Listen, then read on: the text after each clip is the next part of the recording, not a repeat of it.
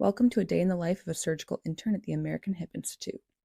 I start off each day by heading to the surgery center where I change into scrubs and I prep the operating rooms with any patient information or imaging that is needed for the first cases of the day.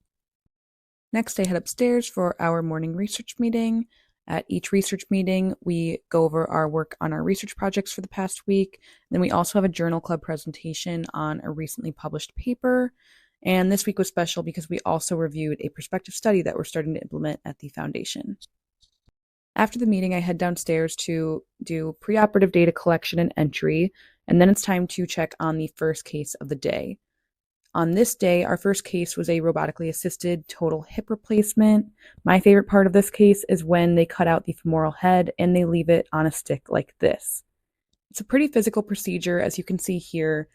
This is them reaming the acetabulum, and then this is when they hammer in the implant. The next case was a hip arthroscopy with a labral reconstruction.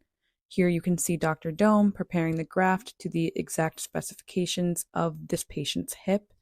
My personal favorite part of this procedure is that you can see everything through the arthroscope's point of view on the monitors that they have all around the room. After each case, I check in with Dr. Dome to collect intraoperative data, and then I head back in to download any surgical videos or images that were taken throughout the case.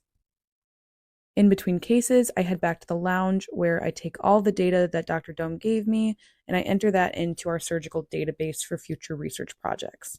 I also get to work on some of my own projects, including doing statistics and editing and revising manuscripts.